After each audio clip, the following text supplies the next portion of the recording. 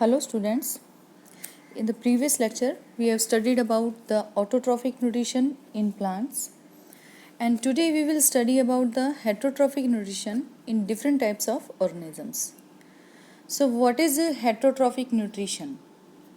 In this type of nutrition, the organism do not possess the ability to synthesize their own food. They depend on autotrophs for their food supply directly or indirectly. These type of organisms are known as heterotrophic organisms. तो वो organism जो अपना food खुद नहीं बना पाते हैं, खुद अपना फूड सिंथेसाइज नहीं कर पाते हैं, वो अपने फूड के लिए दूसरे ऑर्गेनिजम्स पर डिपेंडेंट रहते हैं, डायरेक्टली या इनडायरेक्टली वो प्लांट्स पे ही डिपेंडेंट होते हैं. तो इस टाइप का न्यूट्रिशन जो है वो हेटरोट्रॉफिक न्यूट्रिशन कहलाता है. And this can be further divided into three types: saprophytic type of nutrition, parasitic type of nutrition and holozoic type of nutrition. तो सबसे पहले हम लोग डिस्कस करेंगे saprophytic टाइप के न्यूट्रिशन को. In this type of nutrition, organism feed on dead and decaying matter. In the saprophytic nutrition, the organism feed on dead and decaying organic matter. And इसका example है, बहुत ही common example है, fungi और bacteria. जो चीज़ें सड़ रही हैं, जो डेड ऑर्गेनिक है, मटेरियल है, चाहे वो प्लांट्स हैं, एनिमल्स हैं, उन पर जो काम कर रहा है, उनसे जो अपना फूड डिराइव कर रहा है, वो सेप्रोफिटिक टाइप का ऑर्गेनिज्म होता है. सेप्रोफाइट्स कहते हैं उनको, और ये न्यूट्रिशन की टाइप सेप्रोफिटिक टाइप कहलाती है. और जो नेक्स्ट टाइप है हेटरोफिटिक न्यूट्रिशन की, वो है पैरासाइटिक न्यूट्रिशन. पैरासाइटिक न्यूट्रिशन जैसा कि आपको पता है कि पैरासाइट्स से रिलेटेड है. पैरासाइट का मतलब होता है वो ऑर्गेनिज्म जो किसी भी लिविंग ऑर्गेनिज्म की बॉडी के अंदर या बाहर रहकर अपना न्यूट्रिशन डराइव कर रहा है. एग्जाम्पल बहुत कॉमन है, लीच यानी कि जोंक, या फिर लाइस, जूं भी कह सकते हैं. और अगर मैं प्लांट की बात करूँगी तो कस्कुटा एक बहुत ही कॉमन नाम हमारे सामने आता है. कस्कुटा जो प्लांट है वो हेटरोट्रॉफिक न्यूट्रिशन को शो करता है, पैरासिटिक न्यूट्रिशन को शो करता है. और जो थर्ड टाइप है इसकी, वो है होलोजोइक न्यूट्रिशन. होलोजोइक न्यूट्रिशन का मतलब क्या होता है कि जब एनिमल जो है वो अपना फूड सॉलिड फॉर्म में इनटेक कर रहा है, एनिमल्स जो हैं वो सॉलिड फॉर्म में फूड को इनटेक कर रहे हैं और उसको डाइजेस्ट करते हैं बॉडी में जाने के बाद with the help of different types of digestive enzymes. इसका भी बहुत कॉमन एग्जांपल है, हम खुद इसका एग्जांपल है, ह्यूमन बींग्स हैं, अमीबा है, एनिमल्स हैं, इन सब में होलोजोइक टाइप का न्यूट्रिशन ही होता है, पाया जाता है. Now the question arises that how do organisms obtain their nutrition? Now the question arises that how do organisms obtain their nutrition? Actually, digestive system is different in various organisms. Various organism मतलब last time जब आप 9th class में थे तो आपने पढ़ा था कि ऑर्गेनिज्म जो है वो दो तरह के होते हैं, यूनिसेलुलर ऑर्गेनिजम्स और मल्टीसेलुलर ऑर्गेनिजम्स. यूनिसेलुलर ऑर्गेनिज्म का मतलब होता है वो ऑर्गेनिजम्स जिनकी पूरी बॉडी एक ही सिंगल सेल से मिलकर बनी हुई होती है. और मल्टी सेलुलर का मतलब होता है जो बहुत सारी सेल से मिलकर बने हुए होते हैं. तो यूनिसेलुलर जो ऑर्गेनिज्म है उनके अंदर food it may be taken by entire surface. जो फूड है वो पूरी की पूरी सरफेस के थ्रू लिया जा रहा है, यानी कि कोई पर्टिकुलर माउथ या पर्टिकुलर कोई ऑर्गन नहीं होता है जिससे कि फूड अंदर जा रहा है. पूरी सरफेस के थ्रू फूड वो अंदर लेते हैं. जो वेस्ट मटेरियल भी निकालना है तो वो भी बॉडी की सरफेस के थ्रू ही बाहर आ रहा है. और बहुत ही कॉमन एग्जांपल है इसका अमीबा के थ्रू ही आपके सिलेबस में ये चीज़ बताई गई है कि कैसे यूनिसेलुलर ऑर्गेनिज्म जो है वो अपना फूड ऑब्टेन कर रहा है. अगर हम बात करते हैं न्यूट्रिशन इन अमीबा की, तो इसके अंदर भी कुछ स्टेप्स होते हैं. इन स्टेप के बारे में आप अभी पढ़ेंगे. सबसे पहला स्टेप क्या है? इंजेशन. इंजेशन का मतलब होता है कि first of all amoeba ingest food by using its pseudopodia. जैसे कि मैंने आपको बताया कि अमीबा के बॉडी में कोई माउथ या पर्टिकुलर कोई ऑर्गन नहीं होता, वो अपना फूड कैसे ले रहा है? स्यूडोपोडिया उसको कैप्चर कर रहा है. यानी कि जैसे ही कोई फूड पार्टिकल अमीबा के पास आता है, स्यूडोपोडिया पॉड लाइक स्ट्रक्चर निकाल लेता है और उस फूड पार्टिकल को बीच में ले लेता है. धीरे धीरे उस पॉड लाइक स्ट्रक्चर से अमीबा क्या करता है कि इस फूड को कवर कर लेता है, बंद कर लेता है और एक वैक्यूल जैसा स्ट्रक्चर बना लेता है जिसे हम बोलते हैं फूड वैक्यूल. इस फूड वैक्यूल के अंदर जब कोई फूड आ जाता है फिर उसे इसकी बॉडी में से थोड़े से डाइजेस्टिव एंजाइम रिलीज होते हैं और उसको उसी के अंदर डाइजेस्ट करना शुरू कर देते हैं, उसको ब्रेक डाउन करना शुरू कर देते हैं। और जब ये ब्रेक डाउन हो जाता है इसका, तो इसका एब्जॉर्प्शन हो जाता है। तो ये जो मैंने आपको बताया, इसके अंदर मैंने 3 स्टेप कवर कर दिए हैं। फर्स्ट था इंजेशन, सेकंड मैंने आपको बताया डाइजेशन, मतलब जैसे ही उसने ये फूड वैक्यूल बना के अंदर लिया है फूड पार्टिकल को, उस वैक्यूल के अंदर ही उसने डाइजेस्ट करना शुरू कर दिया with the help of different digestive enzymes. और डाइजेस्ट करने के बाद वो स्मॉलर पार्टिकल में कन्वर्ट हो गया, फिर उसको उसकी बॉडी ने एब्जॉर्ब कर लिया। तो तीसरा स्टेप हो गया एब्जॉर्प्शन। फोर्थ स्टेप होता है एसिमिलेशन। एसिमिलेशन में क्या होता है कि ये जो डाइजेस्टेड फूड है, ये जो बॉडी के अंदर गया है, इसे अमीबा की बॉडी अपने डिफरेंट पर्पस के लिए, एनर्जी गेन करने के लिए इस्तेमाल कर लेती है, या फिर किसी और पर्पस के लिए भी, जो भी बॉडी फंक्शनिंग है उसके लिए इसको इस्तेमाल कर लेती हैं। एसिमिलेशन है। और लास्ट स्टेप ये होता है इजेशन, जिसे हम बोलेंगे। इसमें क्या होता है कि जो कुछ इसने एब्जॉर्ब किया है, जो अनडाइजेस्टेड पार्ट रह गया है फूड का, जब वो इकट्ठा होता चला जाता है बॉडी के अंदर, तो क्या होता है कि बॉडी की सरफेस जगह जगह से ब्रेक यानी कि रप्चर होना शुरू हो जाती है। वहाँ से ये वेस्ट मटेरियल बाहर निकलता है बॉडी से अमीबा की, और फिर वापस ये अमीबा अपनी शेप ले जाता है। तो ये सारा प्रोसेस जो है वो न्यूट्रिशन का अमीबा के अंदर बताया गया है। तो जैसे कि आपके सामने मैंने 4-5 स्टेप्स बताए हैं, ये 4-5 स्टेप क्या थे, वो बेसिक जो डिफरेंट जो भी हेटेरोट्रॉफिक ऑर्गेनिजम्स हैं, यूनिसेलर, मल्टीसेलर, उन सब के अंदर बेसिकली तो ये यही 5 स्टेप फॉलो होते हैं। मैं एक बार शॉर्ट में फिर से रिपीट कर देती हूँ। इंजेशन मतलब होता है इनटेक ऑफ फूड मटेरियल, यानी कि कैसे फूड मटेरियल को किसी भी ऑर्गेनिज्म ने बॉडी के अंदर लिया है। सेकेंड स्टेप है डाइजेशन। डाइजेशन का मतलब क्या होता है? डाइजेशन का मतलब डाइजेस्ट करना, यानी कि ब्रेक डाउन कर लेना।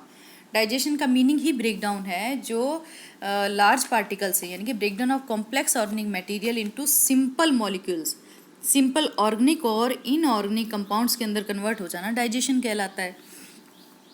डाइजेशन के बाद क्या हुआ, मॉलिक्यूल स्मॉलर पार्टिकल के अंदर कन्वर्ट हो गया। अब थर्ड स्टेप आता है जो कि है आपका एब्जॉर्प्शन, यानी कि जब स्मॉल पार्टिकल्स हो जाएंगे तो वो ईजीली स्मॉल इंटेस्टाइन की वॉल के अंदर से निकलकर आगे ब्लड में मिल जाएंगे।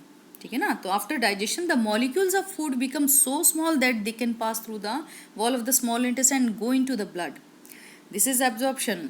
ठीक है, जो स्मॉल इंटेस्टाइन है वो मेन साइट होती है एब्जॉर्प्शन की किसी भी ऑर्गेनिज्म के अंदर, किसी भी एनिमल के अंदर। तो एब्जॉर्प्शन के बाद नेक्स्ट स्टेप आता है हमारा एसिमिलेशन। एसिमिलेशन का जैसे कि मैंने आपको बताया कि जो कुछ खाया, जो कुछ पचाया, यानी कि डाइजेस्ट किया, फिर उसको एब्जॉर्ब किया है बॉडी ने, अब उसको यूटिलाइज करेगी body. So this is the utilization of food products for obtaining energy for growth and repair of the body actually. ठीक है, जो फूड खाया है उसको एब्जॉर्ब किया, अब उसको यूटिलाइज किया है एनर्जी प्रोवाइड करने के लिए, अपनी ग्रोथ के लिए, डिफरेंट फंक्शनिंग के लिए, रिपेयरिंग ऑफ बॉडी के लिए। तो ये फोर्थ स्टेप था assimilation. Now the last step is egestion. Egestion में क्या है? Removal of waste.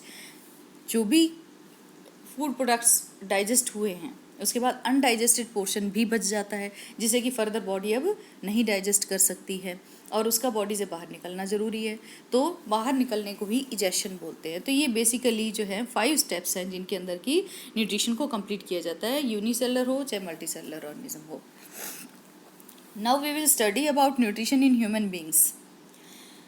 Actually, human digestive system consists of alimentary canal and its associated glands. And the alimentary canal is basically a long tube extending from mouth to anus. जो हमारा human beings का digestive system है वो 2 चीज़ों से मिलकर बना हुआ है, एलिमेंट्री कैनाल और हमारी डाइजेस्टिव ग्लैंड्स। लेकिन जो एलिमेंट्री कैनाल है एक ट्यूब जैसी स्ट्रक्चर से स्टार्ट होती है और ये करीब करीब 9 मीटर की इसकी लेंथ होती है एलिमेंट्री कैनाल की। और जो वेरियस पार्ट्स हैं एलिमेंट्री कैनाल के अंदर उनको सीक्वेंस में ये देखिए दिखा रखा है। सबसे पहले आता है माउथ, उसके बाद आता है ईसोफेगस, फिर आता है स्टमक, फिर आता है स्मॉल इंटेस्टाइन और फिर आती है लार्ज इंटेस्टाइन। तो ये सीक्वेंस में ये पूरे के पूरे सभी पार्ट्स हैं एलिमेंट्री कैनाल के। Now first of all we will discuss about the mouth. Mouth purpose क्या है सभी जानते हैं, माउथ के थ्रू ही तो आप इनटेक ऑफ फूड कर रहे हैं, जो भी खाना आप खा रहे हैं मुंह से खा रहे हैं। जब ये हमारी माउथ के बाद अगले पोर्शन में जाता है तो अगला पोर्शन कहलाता है बक्कल कैविटी। ये बक्कल कैविटी वो हॉलो पोर्शन है जिसके अंदर की हमारी जीभ और दांत दोनों आते हैं, टीथ और टंग दोनों बक्कल कैविटी के अंदर आते हैं। टीथ का काम आप लोगों को पता है, च्यूइंग का काम होता है, जो खाना आपने खाया है उसको चबाने का। एकदम से आप पूरा को आपने रोटी का लिया है मुंह के अंदर तो क्या निकल सकते हैं? नहीं निकल सकते। पहले हमें उसे छोटे पार्टिकल के अंदर कन्वर्ट करना पड़ता है और इसे बोलते हैं च्यूइंग या ग्राइंडिंग ऑफ फूड। ग्राइंडिंग करने के बाद जो हमारी अब रोल आता है हमारी जीभ का। जीभ क्या काम कर रही है? इसे पुश डाउन कर रही है फूड को अंदर की तरफ। अच्छा, इसके अलावा बक्कल कैविटी में सलाइवरी ग्लैंड्स पाई जाती हैं। राइट और लेफ्ट दोनों साइड में सलाइवरी ग्लैंड्स होती हैं और सलाइवरी ग्लैंड्स का एक बहुत ही इंपॉर्टेंट रोल होता है। वो रोल क्या होता है सलाइवरी ग्लैंड्स का? सलाइवा को प्रोड्यूस करना। जो सलाइवरी ग्लैंड्स हैं ये सलाइवा को सीक्रेट करती हैं और सलाइवा एक बहुत ही इंपॉर्टेंट चीज़ है क्योंकि सलाइवा के अंदर पाया जाता है enzyme salivary amylase. Salivary amylase enzyme का काम होता है कार्बोहाइड्रेट को ब्रेक डाउन करना। मैं स्टार्टिंग में ही बता देती हूँ कि जो डाइजेशन हम पढ़ने जा रहे हैं, डाइजेशन का मतलब होता है breakdown of complex organic compounds into simple organic and inorganic compounds, यही है डाइजेशन। तो कॉम्प्लेक्स ऑर्गेनिक कंपाउंड क्या है? न्यूट्रिएंट्स हैं।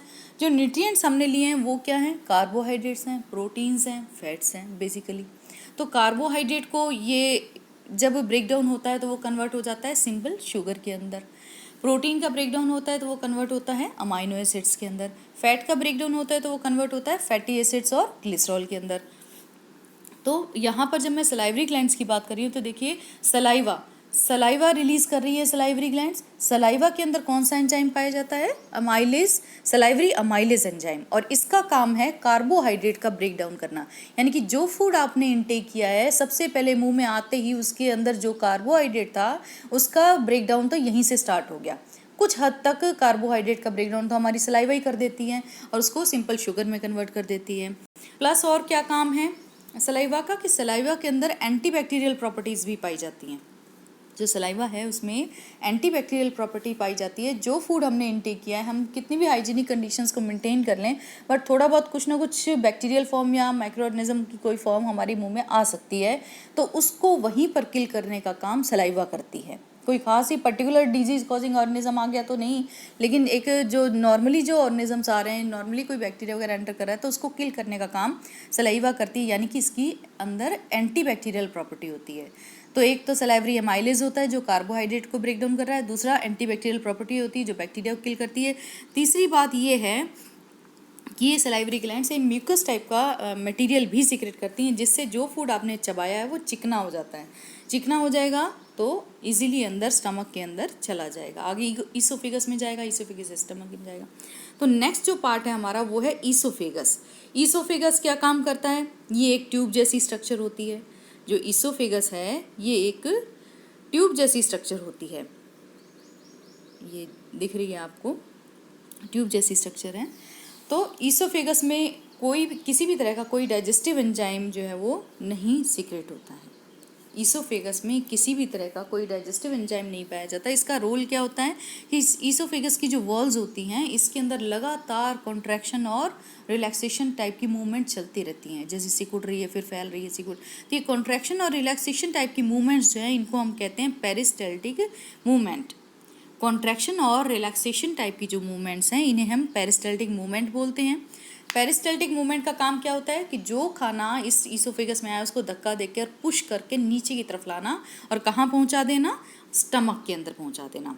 ठीक है, जो भोजन खाया गया है जो ईसोफेगस में आया है उसे पुश कर कर कहाँ लाती है? ये स्टमक में लेकर आती है। यही काम है ईसोफेगस का। अब आ गया भोजन स्टमक के अंदर। तो स्टमक में आपने नाम सुना होगा गैस्ट्रिक जूस का। स्टमक में गैस्ट्रिक जूस प्रेजेंट होता है। और गैस्ट्रिक जूस कैसे आता है स्टमक में? क्योंकि स्टमक में गैस्ट्रिक ग्लैंड्स पाई जाती हैं जो इस जूस को रिलीज करती हैं, सीक्रेट करती हैं गैस्ट्रिक जूस को। गैस्ट्रिक ग्लैंड्स पाई जाती हैं। गैस्ट्रिक जूस में आप देख रहे हैं 3 नाम आपके सामने आ रहे हैं। क्या हैं ये तीनों नाम? सबसे मेन नाम है पेप्सिन। गैस्ट्रिक जूस के अंदर 3 कंपोनेंट्स पाए जाते हैं, पेप्सिन, हाइड्रोक्लोरिक एसिड HCl और म्यूकस। पेप्सिन का काम क्या है? पेप्सिन जो है वो ब्रेक डाउन करता है प्रोटीन का। जो पेप्सिन है वो ब्रेक डाउन कर रहा है प्रोटीन का और उसको कन्वर्ट कर देता है अमाइनो एसिड्स के अंदर। लेकिन एक प्रॉब्लम है, पेप्सिन बिना एसिडिक एनवायरनमेंट के अपना काम नहीं कर पाता। वो एक्टिव ही तब होता है जब उसको एसिडिक एनवायरनमेंट मिलता है। इसीलिए गैस्ट्रिक जूस के अंदर एक और कंपोनेंट पाया जाता है जो कहलाता है हाइड्रोक्लोरिक एसिड। ये हाइड्रोक्लोरिक एसिड क्या कर रहा है, एसिड है तो एसिडिक एनवायरनमेंट प्रोवाइड करता है जिससे कि पेप्सिन अपना काम प्रॉपरली कर पाता है और प्रोटीन को ब्रेक डाउन कर देता है। लेकिन HCl इतनी खतरनाक चीज़ है कि अगर बॉडी के बाहर भी लग जाए तो प्रॉब्लम क्रिएट कर देती है। तो बॉडी के अंदर कितना सॉफ्ट पार्ट होता है, स्टमक के अंदर उसकी वॉल्स को कितना नुकसान पहुंचा सकती है ये। तो इसके इफेक्ट को पेसिफाई करने के लिए एक तीसरी चीज़ होती है जिसको हम बोलते हैं म्यूकस। ये म्यूकस के काम कर रहा है, म्यूकस इसको पेसिफाई कर देता है एसिडिक इफेक्ट को, यानी कि जो एसिड लगातार प्रोड्यूस हो रहा है उसके इफेक्ट को कम कर देता है ताकि किसी भी तरह की प्रॉब्लम कोई भी जले या छिले ना स्टमक के अंदर का पोर्शन। तो ये गैस्ट्रिक जूस किस में जनरेट होता है, स्टमक के अंदर किसके थ्रू हो रहा है, गैस्ट्रिक ग्लैंड्स के थ्रू हो रहा है। और गैस्ट्रिक जूस में 3 चीज़ें आती हैं, पेप्सिन, HCl यानी कि हाइड्रोक्लोरिक एसिड और म्यूकस। पेप्सिन का काम है प्रोटीन को ब्रेक डाउन करना, लेकिन वो तब तक नहीं ब्रेक डाउन कर सकता जब तक कि उसको एसिडिक एनवायरनमेंट ना मिले। एसिडिक एनवायरनमेंट कौन प्रोवाइड करा रहा है, हाइड्रोक्लोरिक एसिड। अब हाइड्रोक्लोरिक एसिड के इफेक्ट को कौन कम कर रहा है, म्यूकस कम कर रहा है। तो ये था स्टमक। अब आप पढ़ेंगे स्मॉल इंटेस्टाइन के बारे में। सबसे इम्पॉर्टेंट पार्ट है स्मॉल इंटेस्टाइन। और आप लोगों ने पहले भी पढ़ा होगा कि जो ह्यूमन डाइजेस्टिव सिस्टम है इसके अंदर जितने भी पार्ट्स आपने अब तक पढ़े हैं और आगे पढ़ेंगे, इनमें से सबसे बड़ा पार्ट जो है वो स्मॉल इंटेस्टाइन है। Because we are studying about the human digestive system.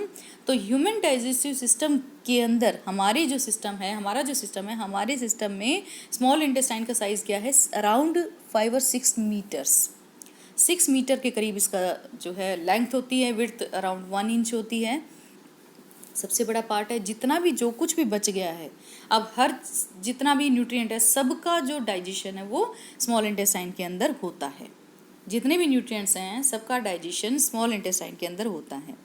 ठीक है। स्मॉल इंटेस्टाइन में जो जूस सीक्रेट होता है उसे हम बोलते हैं इंटेस्टाइनल जूस। बहुत सारे एंजाइम सीक्रेट करती है स्मॉल इंटेस्टाइन की वॉल। ठीक, इसके अंदर ग्लूकोज भी फॉर्मेशन हो रहा है, फैट भी डाइजेस्ट हो रहा है, प्रोटीन भी डाइजेस्ट हो रहा है। तो अब आप लेकिन एक चीज़ देखेंगे, डायग्राम के अंदर आपने देखा था कि डायरेक्टली मतलब स्टमक के बाद स्मॉल इंटेस्टाइन नहीं, 2 पार्ट्स और आपको नज़र आ रहे हैं डायग्राम में। ये पार्ट्स क्या हैं, एक तो है लीवर और दूसरा है पेंक्रियास। लीवर और पेंक्रियास, इनके बारे में आपने सुना होगा, ये दोनों ही ग्लैंड्स हैं। जैसे सलाइवरी ग्लैंड्स है वैसे ही लीवर और पेंक्रियास भी ग्लैंड्स हैं। इसमें आपको साफ साफ क्लियर नज़र आ रहा है इस डायग्राम के अंदर कहाँ लीवर है और कहाँ पर पेंक्रियास है। ठीक है, this is liver and this is pancreas. Liver का क्या रोल है, ग्लैंड है तो ये भी सीक्रेट करता है कुछ ना कुछ। क्या सीक्रेट कर रहा है, bile juice and bile salts को सीक्रेट कर रहा है। जबकि पेंक्रियास किसको सीक्रेट करता है, पेंक्रियास से भी पेंक्रियाटिक जूस सीक्रेट होता है जिसके अंदर के एंजाइम्स होते हैं ट्रिप्सिन और लाइपेज एंजाइम होते हैं। दोनों के बारे में बता रही हूँ दोबारा से कि ईसोफेगस के बाद जो नेक्स्ट पार्ट है हमारा वो स्टार्ट होता है, स्टमक के बाद जो नेक्स्ट पार्ट है वो हमारा है स्मॉल इंटेस्टाइन। लेकिन उससे पहले आपको 2 ग्लैंड्स नज़र आ रही हैं, लीवर और पेंक्रियास। लीवर सीक्रेट करता है बाइल जूस को जिसमें कि बाइल साल्ट्स भी होते हैं, और क्या नाम, पेंक्रियास सीक्रेट करता है ट्रिप्सिन और लाइपेज नाम के एंजाइम को। तो क्या रोल है इन सब का डाइजेशन के अंदर। जो लीवर ने बाइल जूस सीक्रेट किया है ये एल्कलाइन एनवायरनमेंट को मेंटेन करता है। यहाँ पर एल्कलाइन एनवायरनमेंट चाहिए, स्टमक के अंदर डाइजेशन के लिए पेप्सिन को कौन सा एनवायरनमेंट चाहिए था, एसिडिक। लेकिन यहाँ पर ट्रिप्सिन है, पेप्सिन का ही भाई है ट्रिप्सिन, तो यहाँ पर ट्रिप्सिन है, उसको काम करने के लिए एल्कलाइन एनवायरनमेंट चाहिए। तो ये एल्कलाइन एनवायरनमेंट कौन प्रोवाइड करा रहा है, बाइल जूस प्रोवाइड करा रहा है। और बाइल साल्ट का क्या काम आ गया, बाइल साल्ट एक काम करता है, जो बड़े बड़े फैट पार्टिकल्स होते हैं इसके अंदर स्मॉल इंटेस्टाइन में, उनको छोटे टुकड़ों में तोड़ देता है। जो बाइल साल्ट है, जो लार्ज मॉलिक्यूल्स हैं, फैट के ग्लोब्यूल्स हैं, उनको स्मॉलर ग्लोब्यूल्स के अंदर ब्रेक डाउन कर देता है। और जब ये स्मॉलर में ब्रेक डाउन कर रहा है तभी इस पे लाइपेज एक्ट कर पाता है, बड़े मॉलिक्यूल को लाइपेज नहीं ब्रेक डाउन कर पाता है। दोबारा से रिपीट कर देती हूँ मैं, लीवर में 2 चीज़ें सीक्रेट हो रही हैं, bile juice and bile salts. Pancreas में 2 चीज़ सीक्रेट हो रही है, ट्रिप्सिन एंड लाइपेज, ये दोनों एंजाइम हैं। लीवर में जो बाइल जूस सीक्रेट हो रहा है ये क्या काम कर रहा है, ट्रिप्सिन को काम करने के लिए एक प्रॉपर कंडीशन मेंटेन कर रहा है। वो कंडीशन है एल्कलाइन एनवायरनमेंट, तभी ट्रिप्सिन प्रोटीन को ब्रेक डाउन करके और अमाइनो एसिड में कन्वर्ट कर पाता है। इसी तरह से लाइपेज क्या काम कर रहा है, फैट को ब्रेक डाउन करेगा, लेकिन वो फैट के बिल्कुल छोटे पार्टिकल को ब्रेक डाउन कर पाता है। तो छोटे पार्टिकल में कन्वर्ट करने का काम कौन कर रहा है, बाइल साल्ट्स कर रहे हैं। इस तरह से फैट का ब्रेक डाउन हो जाता है। इसे फैट इमल्सिफिकेशन भी बोलते हैं। तो स्मॉल इंटेस्टाइन के अंदर जितना भी सारा का सारा जो डाइजेशन होना था वो कहाँ पर हो जाता है, स्मॉल इंटेस्टाइन में। अब डाइजेशन के लिए कुछ भी नहीं बचता। अब जो फूड बचता है वो क्या होता है, अनडाइजेस्टेड फूड। ठीक है, अब जो फूड बचा है वो है अनडाइजेस्टेड फूड, यानी कि अब उसको डाइजेस्ट नहीं कर सकती बॉडी। ये कहाँ पर आ जाता है, लार्ज इंटेस्टाइन के अंदर आ जाता है। लार्ज इंटेस्टाइन स्मॉल इंटेस्टाइन की तुलना में साइज में छोटा होता है, अराउंड 1.5 मीटर के करीब होता है। हालांकि इसका डायमीटर काफ़ी बड़ा होता है, जैसा कि आप डायग्राम में देख रहे हैं, काफ़ी चौड़ी सी दिख रही है आपको, यानी कि विड्थ इसकी ज़्यादा है। विड्थ अराउंड 3 या 4 इंच होती है, जबकि स्मॉल इंटेस्टाइन की विड्थ होती है करीब 1 इंच के बराबर। उसकी लेंथ होती है 6 मीटर, इसकी लेंथ होती है 1.5 मीटर। तो लार्ज इंटेस्टाइन में जब फूड आ रहा है तो उसका सिर्फ एक रोल रह जाता है कि जितना भी एक्सेस वाटर होता है इसके अंदर, ये जो अनडाइजेस्टेड फूड आया है लार्ज इंटेस्टाइन में, इसमें किसी तरह का डाइजेशन अब नहीं होता लार्ज इंटेस्टाइन में, इसमें सिर्फ एब्जॉर्प्शन होता है। क्या काम करेगा, जो अनडाइजेस्टेड फूड आया है इसमें जितना भी एक्सेस वाटर है उसको ये लार्ज इंटेस्टाइन एब्जॉर्ब कर लेती है, और जो बचा हुआ सॉलिड मटेरियल होता है जो वो वाया एनस जो है वो बॉडी से बाहर आ जाता है। बॉडी से बाहर आने से पहले वो रेक्टम, लार्ज इंटेस्टाइन का एक पार्ट है, रेक्टम में स्टोर होके रहता है। And when we feel the urge to remove it from our body then it will come out via anus. ठीक है, लार्ज इंटेस्टाइन में जो भी अनडाइजेस्टेड फूड आया उसमें से एक्सेस वाटर एब्जॉर्ब हो गया, और सॉलिडिफाइड फूड जो होता है वो रेक्टम के अंदर स्टोर होके रहता है और एनस के थ्रू बॉडी से बाहर आ जाता है। तो ये आज का लेक्चर था आपका डाइजेस्टिव सिस्टम से रिलेटेड। इसे देख लीजिएगा, एक बार दोबारा से पढ़ लीजिए, नोट्स भी भेजे गए हैं, और नेक्स्ट लेक्चर में हम लोग रेस्पिरेशन के बारे में पढ़ेंगे।